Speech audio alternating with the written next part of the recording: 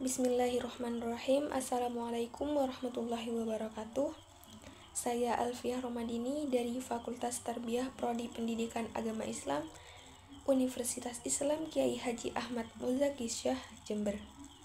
Di sini saya akan mereview kembali materi pada pertemuan keempat, di mana tugas ini untuk memenuhi mata kuliah Tahsinul Qiraah yang diampu oleh Bapak dosen Ustadz Fikri Farihin, MPD. Di mana pembahasan kali ini adalah tentang ilmu tajwid.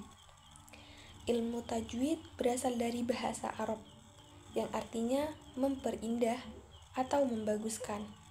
Sedangkan secara istilah, ilmu tajwid adalah ilmu yang mempelajari cara melafalkan huruf-huruf Al-Quran sesuai dengan makhraj atau tempat keluarnya huruf dan sifat-sifatnya, agar bacaan Al-Quran menjadi benar dan indah, sebagaimana yang dibacakan oleh Rasulullah SAW.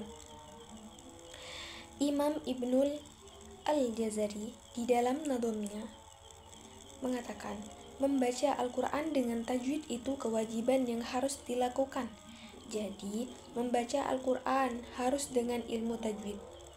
Barang siapa membaca Al-Quran tanpa memperbaikinya, maka berdosa. Maksud dari memperbaiki itu adalah membaguskan.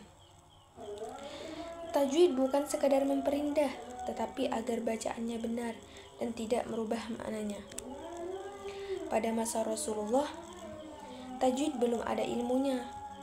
Meskipun Al-Quran turun sudah berserta tajwidnya, sehingga sahabat belajar Al-Quran kepada Rasulullah melalui talaqi dan musyafahah. Al-Quran menyebar keluar Arab sehingga muncul banyak kesalahan. Bacaannya tidak tepat sehingga para ulama perlu menyusun ilmu tajwid.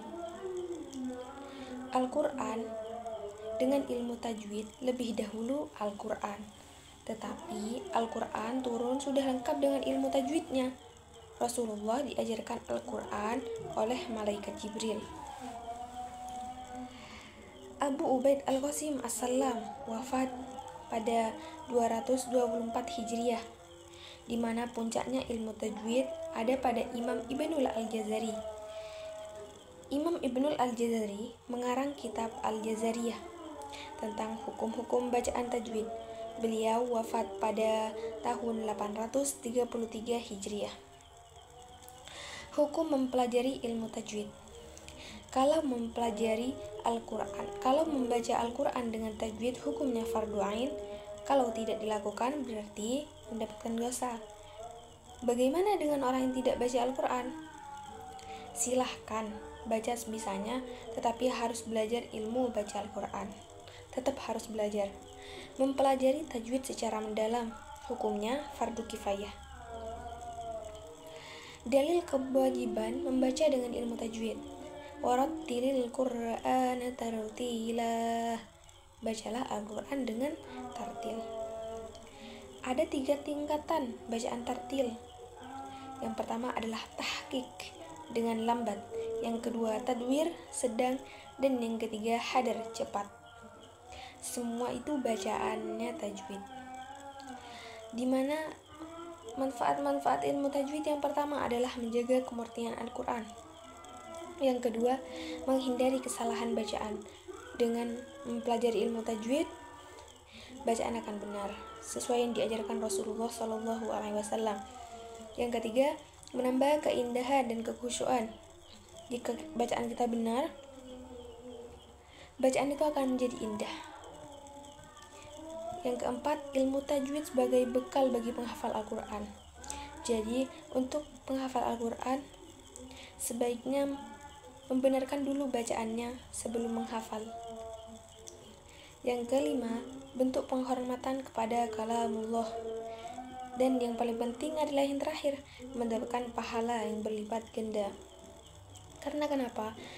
Ketika kita membaca Al-Quran, kita akan mendapatkan pahala 1, tetapi jika kita benar dalam baca Al-Quran, kita akan mendapatkan 10 pahala. Hadis tentang pahala membaca Al-Quran. Barang siapa membaca satu huruf, satu kebaikan dilipat gandakan menjadi 10. Ilmu tajwid adalah menjaga bacaan Al-Quran agar benar dan indah. Tajwid itu melatih lidah dan hati, menghormati firman Allah Subhanahu wa Ta'ala. Dengan tajwid, bacaan akan benar, makna Al-Quran terjaga, dan pahala berlipat ganda.